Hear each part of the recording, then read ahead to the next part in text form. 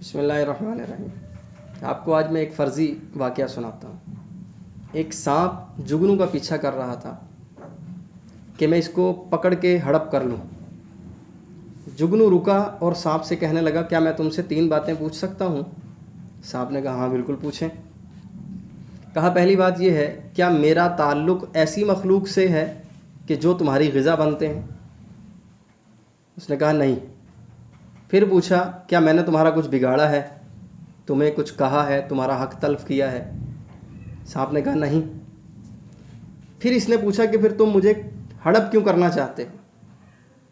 تو اس نے جواب دیا کہ میں تمہیں چمکتا ہوا دیکھ کر برداشت نہیں کر سکتا۔